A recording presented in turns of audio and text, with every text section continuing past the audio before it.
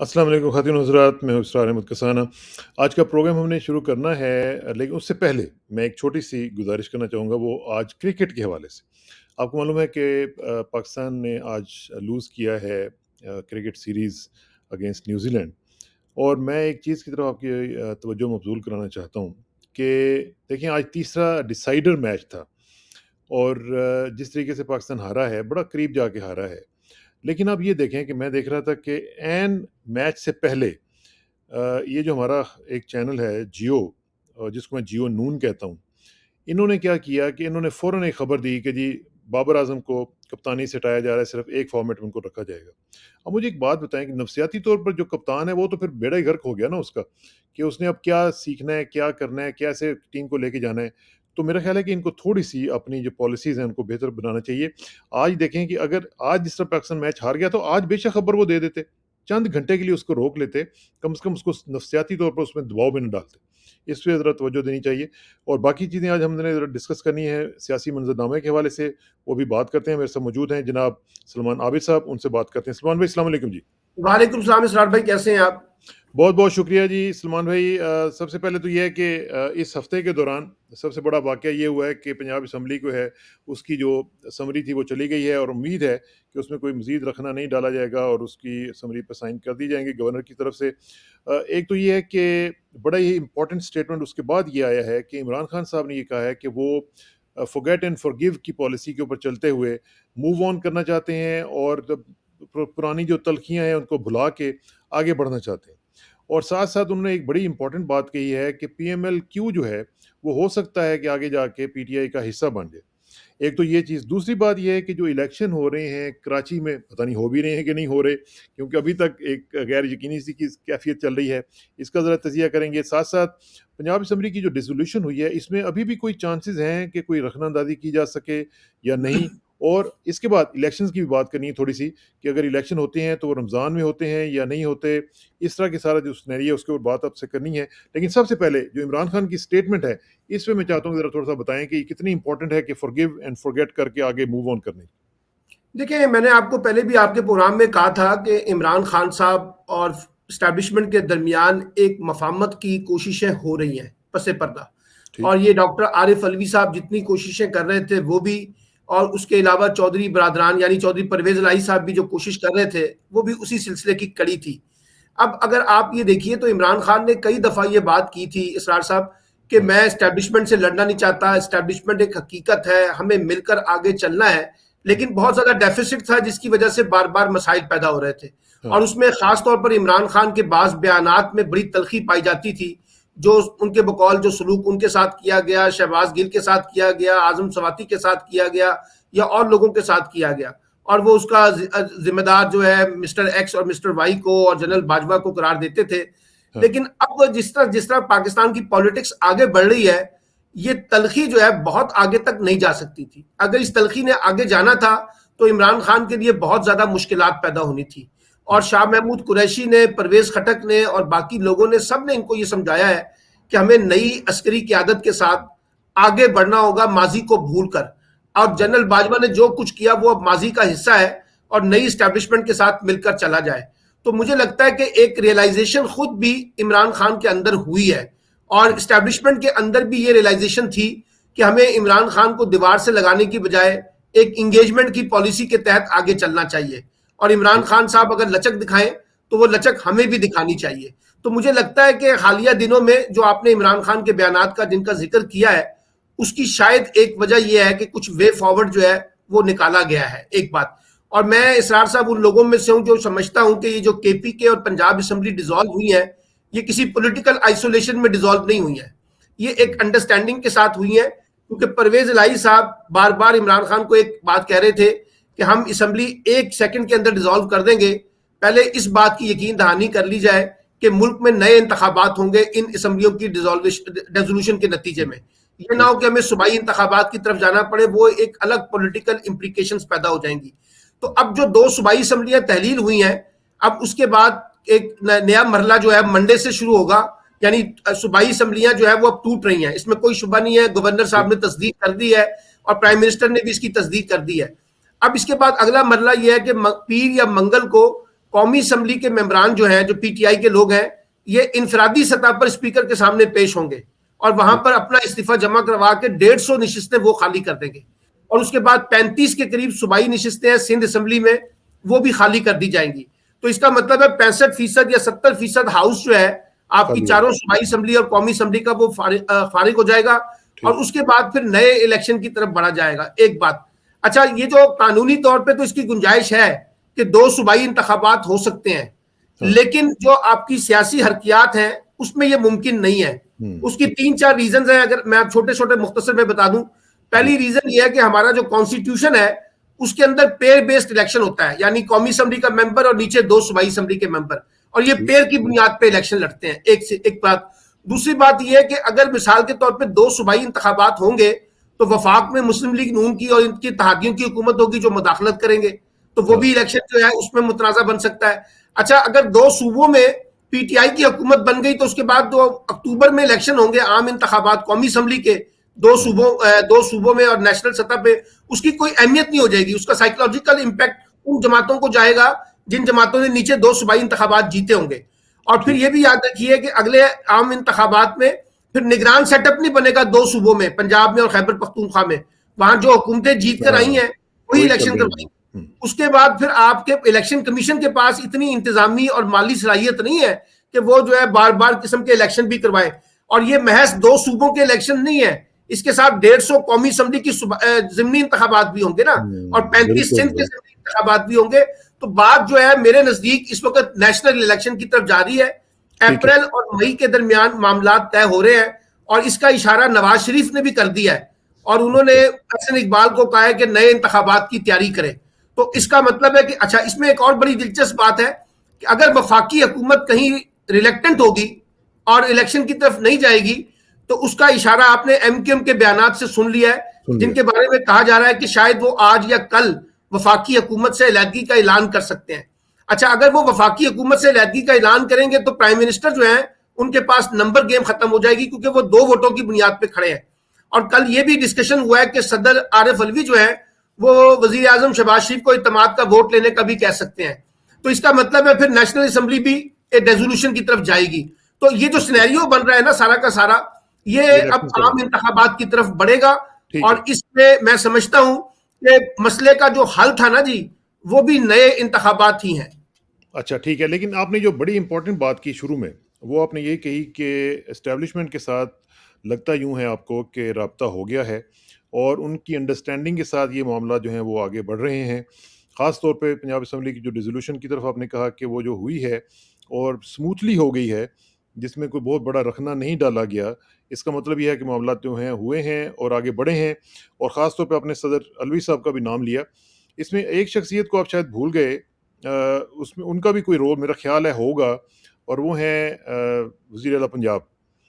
उनका भी शायद कोई रोल होगा इसमें, क्योंकि मैंने जिक्र किया कि चौधरी परवेज लाई साहब ने इसके अंदर एक बड़ा रोल प्ले किया है। मैंने कहा कि चौधरी बरादरान से मुराद परवेज लाई साहब। हाँ, लेकिन मेरा ख्याल है कि जो चौधरी परवेज लाई का रोल है वो बड़ा ट्रिकी किस्म का रोल है। मेरा ख्याल है उस पर थोड़ी सी रोशनी डालें, क्योंकि चौधरी परवेज लाई साहब जिस तरीके से हमने देखा है कि वो उन्होंने एक बिल्कुल अपनी पिछली जो ट्रेडिशनल सियासत है उधर से हट के, और जो इसमें ज़ाहिर है कि इमरान खान ने मूनिस को भी क्रेडिट दिया है, तो मूनिस का भी इसमें एक रोल है। तो ये जो चेंज ऑफ हार्ट हुई है पीएमएलक्यू में, इसकी भी वजह वही हो सकती है, अंडरस्टैंडिंग। देखिए, इसकी एक तो पॉलिटिकल अंडरस्टैंडिंग है, और पॉलिटिकल अंडरस्टैंडिंग ये है कि जो मूनिस इलाही है वो फ्यूचर पॉलिटिक्स इमरान खान के साथ करना चाहते हैं। और इमरान खान का और मूनिस का इस वक्त जो रिलेशन जो है वो भी बहुत शानदार है। हालांकि एक जमाने में आपको पता है मूनिस पे बहुत ज्यादा ट्रस्ट नहीं करते थे इमरान खान, लेकिन पिछले कुछ अरसे में आपने देखा कि मूनिस ने बहुत ज्यादा बेहतर तरीके से अपने कार्ड खेले हैं। और ना सिर्फ उन्होंने इमरान खान के साथ अपनी रिलेशनशिप बिल्ड की है, बल्कि अपने वालिद को भी इस बात को रियलाइज कराने की कोशिश की है कि हमें पॉलिटिकल कॉन्टेक्स्ट में फ्यूचर देखना चाहिए, कि हमें फ्यूचर में कहां जाके सियासत करनी है। एक बात तो यह है। और इसमें परवेज लाई साहब ने भी खुद इतराफ किया था कि वो रिलेक्टेंट थे, हिचकिचाहट का मुजाहरा कर रहे थे, लेकिन मूनिस ने उनको मजबूर किया कि वो जो है ना उस तरफ जाएं और उनके साथ खड़े हो जाएं, इमरान खान के साथ। अच्छा, अब इसमें एक और मसला भी है। देखिए, मुस्लिम लीग काफ की जो पॉलिटिकल पोजीशन है वो तो कोई बहुत शानदार नहीं है पंजाब में, सवाए चंद सीटों के अलावा जहां उनके अपने इलाके हैं जहां वो रेलिवेंट हैं। अच्छा, अब उनके पास ये था कि अगर हमने पंजाब में मैटर करना है तो इन्हीं दो बड़ी सियासी जमातों के में से एक जमात का इंतखाब करना है, चाहे वो पीएमएल-एन हो या पीटीआई हो।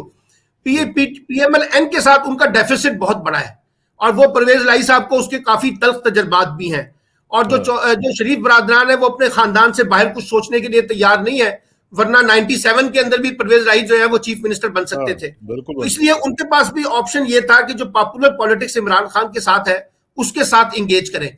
लेकिन जो बात आपने अभी शुरू में की, जो कल इमरान खान ने कहा है कि जी आगे जाके ये पार्टी जो है हमारे अंदर जो है वो जम हो सकती है, इसका मतलब है कि वो जो लड़ाई चल रही थी ना सीटों की, कि जी इतनी सीटें हमें मिलेंगी और इतनी सीटें हमें मिलेंगी, तो मेरा ख्याल है इमरान खान ने ये बात बहुत पहले भी की थी जब 2018 का इंतखाब जीता था, और कहा था कि परवेज लाई साहब हम आपको चीफ मिनिस्टर मान सकते हैं अगर आप अपनी पार्टी को हमारे अंदर जम कर दें। उस वक्त तो वो माने नहीं थे, लेकिन अब लगता है कि शायद कोई इस तरह की कार्ड खेला जाए जिसमें मुनस इलाही का अगले इलेक्शन के बाद कोई रोल पंजाब की पॉलिटिक्स में निकले, लेकिन वो शायद पीटीआई के प्लेटफॉर्म से अपने आप को परफॉर्म करें। तो वैसे क्यूली को ये सूट करेगा जम होना? देखिए बात यह है कि अगर परवेज लाई साहब के पास ऑप्शन यह है कि वो इस वक्त परवेज मुनस इलाही को चीफ मिनिस्टर पंजाब देखना चाहते हैं अगला, तो फिर तो सूट करेगा, एक बात यह है।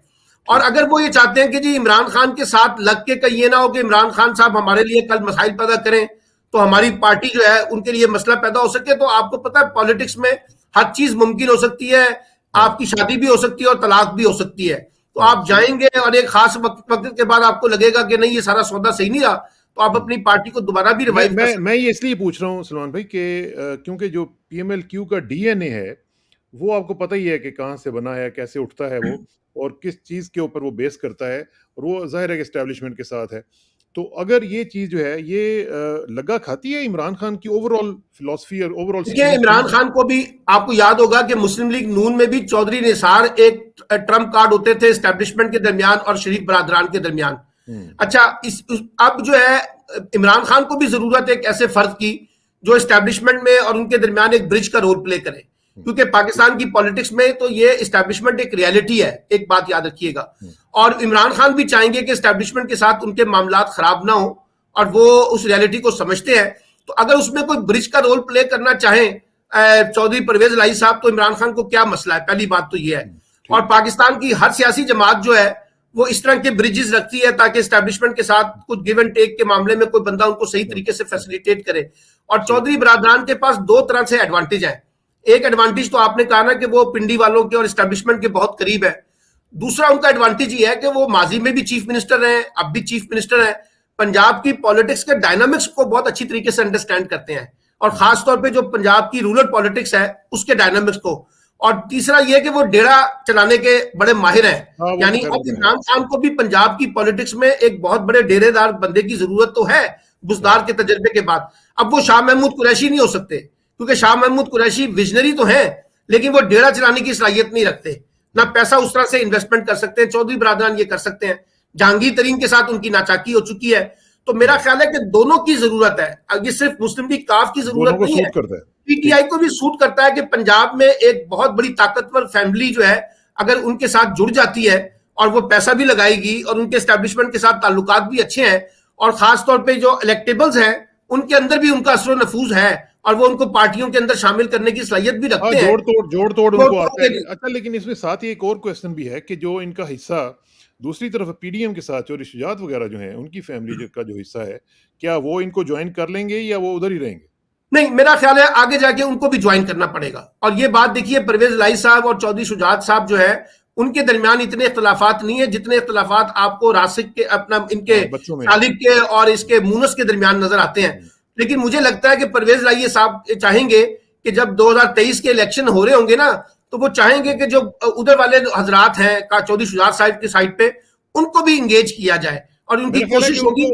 को कुछ एहसास हो भी गया उनके बच्चों को, पिछले दिनों में उनके एक दो स्टेटमेंट्स भी इस तरह की आई हैं कि जिसमें वो चाह रहे हैं कि उनको कोई इस तरह की बात कोई वो करे। लेकिन ना सालिक ने तो साफ कह दिया कि अगर फलां निशिस्त के ऊपर उनकी हिमायत की जाए तो वो फिर मुनस लाई के साथ खड़े होने के लिए तैयार है। तो मसला तो 2-3 सीटों की एडजस्टमेंट का ही है ना जी। तो मेरा ख्याल है कि उसमें स्पेस निकलेगी। उसकी वजह यह है कि देखिए चौधरी खानदान जो है वो चाहेगा कि वो एज फैमिली इंटैक्ट रहे, और इसी में उनका इंटरेस्ट भी है, वरना ये आधा तीतर आधा बटेर वाली बात नहीं है। दूसरी एक बात याद रखिएगा कि चौधरी शुजात की जो हालत है ना सेहत की मामलात, वो इतने शानदार नहीं है कि वो पार्टी के मामलात को चला सके।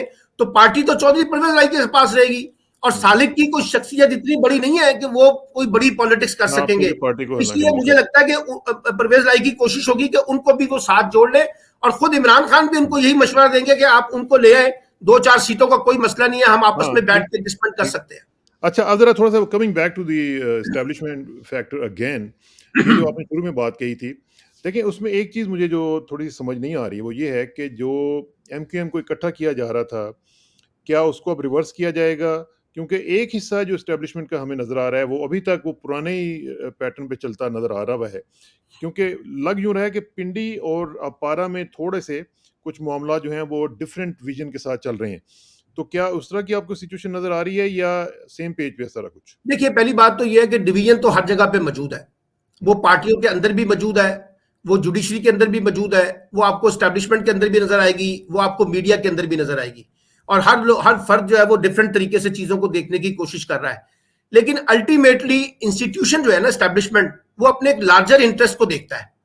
और मैं आपको ये बताऊं कि इस वक्त जो बड़ा लार्जर इंटरेस्ट है ना, वो ये है कि जितनी ज्यादा ओवर क्रिटिसिज्म हो रही है ना एस्टैब्लिशमेंट के ऊपर, उसको रोका जाए, एक बात। हाँ, और ये जो बार बार कहा जा रहा है कि हर मामले में एस्टैब्लिशमेंट जिम्मेदार है, इसकी इसकी भी शिद्दत जो है ना, इसको रोका जाए।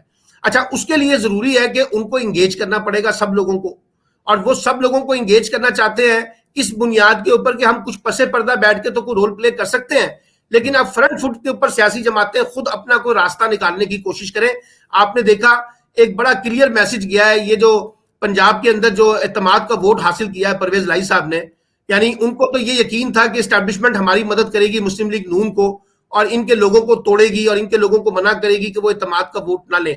लेकिन अच्छा किया एस्टैब्लिशमेंट ने अपने आप को सारे मामले में एंगेज नहीं किया, और एक फ्री हैंड दिया कि लोग अपने उसमें आए, जैसे जैसे परवेज लाई साहब रोल प्ले करना चाहते हैं, इमरान खान करना चाहते हैं। अब एमक्यूएम के बारे में भी मैं बता दूं, एमक्यूएम के बारे में भी दो बातें हैं। एक तो ये हो सकता है कि एमक्यूएम ने अपनी सियासी मजबूरी के तहत इकट्ठे होने का फैसला किया, उनको लग रहा है कि उनका फ्यूचर नहीं है।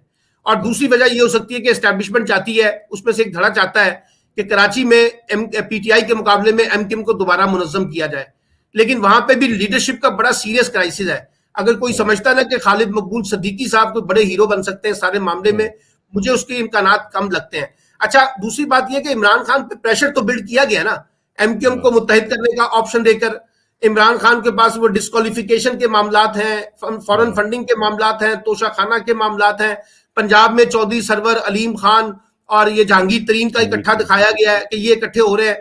तो ये तो प्रेशर टैक्टिस होते हैं कि जी अगर आपने हमारी बात ना मानी तो फिर हमारे पास ये डिफरेंट ऑप्शंस है जो हम इख्तियार कर सकते हैं। तो मेरा ख्याल है कि रियलाइजेशन तो जो अब खबर आई है कि वो जो जहांगीर तरीन ग्रुप है, उन्होंने फैसला किया कि हम पीएमएलएन में ज्वाइन कर लें, क्योंकि उनको भी लग रहा है कि कोई नया धड़ा नहीं बन सकता, और ना ना नए धड़े के कोई इम्कानात उस तरह से नजर आ रहे हैं। हाँ, हाँ, और बिल्कुल। मुझे लगता यह है कि आगे जाकर आप देखिएगा कि अगले 10-12 दिन के अंदर अगर ये नेशनल असेंबली के मामलात और बाकी मामलात जो है आगे बढ़ते हैं, तो इसका मतलब है कि एस्टैब्लिशमेंट ने एक बात की रियलाइजेशन कर ली है, और वो ये की है कि किसी किस्म का कोई एडवेंचर नहीं करना।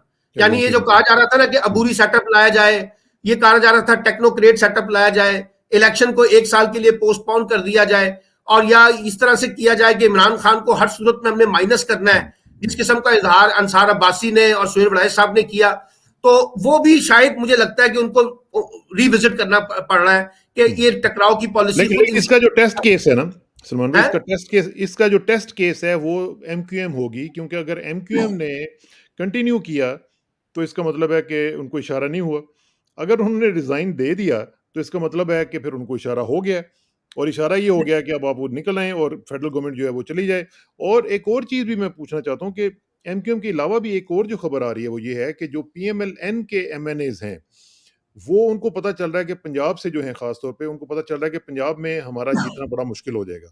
अब वो कॉन्टैक्ट कर रहे हैं पीटीआई को कि कुछ लोग जो हैं वो जाके पीटीआई को जॉइन कर लें, रिज़ाइन दे दें उधर से, और ऐसे करेंगे तो वो फ़ौरन आपको जो है vote of no confidence president साहब उनको कहेंगे दे दें, तो गवर्नमेंट तो वैसे ही टूट जाएगी फिर उस तरफ। ये भी देखिए, एक दोनों दोनों ऑप्शंस मौजूद हैं। जो आपने दूसरा ऑप्शन बताया वो भी मौजूद है और पहला ऑप्शन भी मौजूद है। अब सवाल ये है कि देखिए, जो हमारे कैंडिडेट होते हैं ना जी, वो दो तरह के कैंडिडेट होते हैं। एक कैंडिडेट वो होते हैं जिनको आप नजरियाती कहते हैं, पार्टी से उनकी बड़ी लॉयल्टी होती है।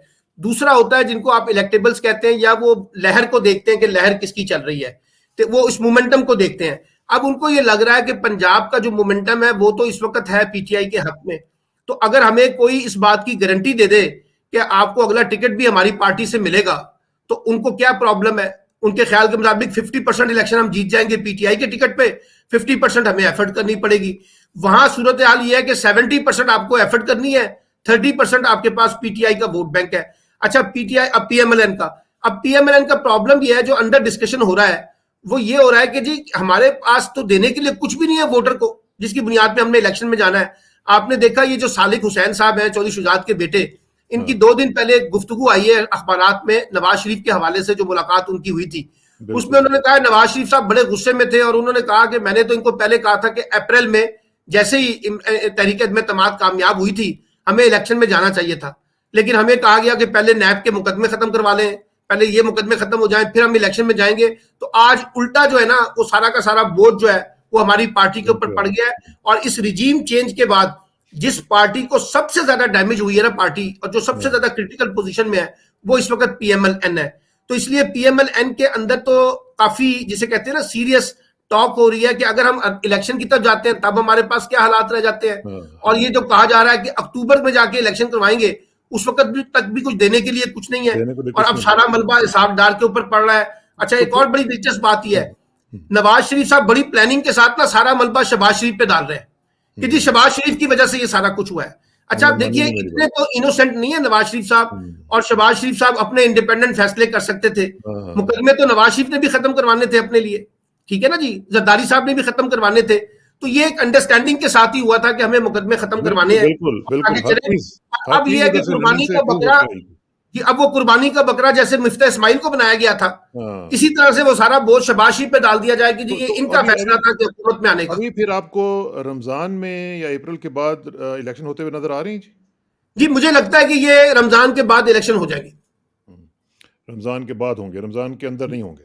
या रमजान के अंदर तो देखिए, वैसे तो रमजान में क्या हर्ज है? नहीं, वैसे तो 97 का, वैसे तो 97 का जो इलेक्शन हुआ था आपको याद होगा, वो रमजान के अंदर ही हुआ था।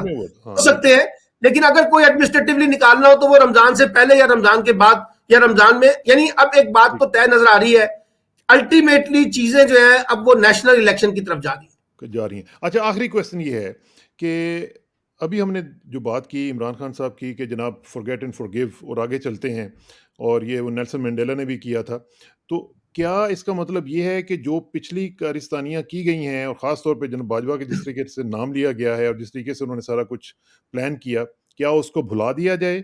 क्या ये जो ज़्यादतियाँ हुई हैं उनको भुला दिया जाए, और ख़ास तौर पे हमारे दोस्त अरशद शरीफ का जो कत्ल हुआ है उसको भुला दिया जाए? क्या इसका मतलब ये है?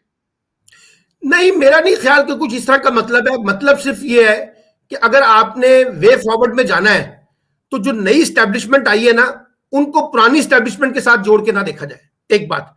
और जो पुरानी स्टैब्लिशमेंट के मामलात हैं, आप उसके ऊपर इस तरह से गुफ्तगू ना करें जिससे नई इंस्टीट्यूशन के लिए भी मसाइल पैदा हो जाए। और वो आप अपना नुक्ता नजर जो भी आपका है वो रखें आप अपने आप को, लेकिन अब आप उसका मलबा जो है ना वो नई स्टैब्लिशमेंट पे ना डालें, क्योंकि जो जिस किस्म के मामलात इस वक्त दरपेश हैं। लेकिन उसके लिए फिर जरूरी ये भी है ना सलमान भाई, उसके लिए जरूरी ये भी है कि नई एस्टेब्लिशमेंट जो है वो पुरानी एस्टेब्लिशमेंट को प्रोटेक्ट ना करे, और उनके खिलाफ अगर कोई केस बनता है, खास तौर पे ये कत्ल का जो केस अगर उनकी तरफ जा रहा है, बकौले शख्स से, जिस तरह लोग कह रहे हैं कि उधर जाती हैं उंगलियां, तो उसको भी प्रोटेक्ट ना करे। देखिए, ये 2 वे होगा ना, सिंगल वे तो नहीं हो सकता। कुछ जगह पर एस्टेब्लिशमेंट को बैकफुट पे होना पड़ेगा, कुछ जगह पर इमरान खान को बैकफुट पे जाना पड़ेगा, कुछ लोग फ्रंट फुट पे जाएंगे, कुछ लोग बैकफुट पे खेलेंगे, कोई दरमियानी रास्ता निकालेंगे। अगर आपने मसले को रिजॉल्व करना है तो अपनी हार्ड पोजीशन से आपको रिविजिट करना पड़ेगा ना जी, और आपको उनमें स्पेस देनी पड़ेगी कि जी इन मामलात में हम मुदाखलत नहीं करेंगे, आप जो भी कानूनी रास्ता निकालना चाहते हैं वो जरूर निकालें।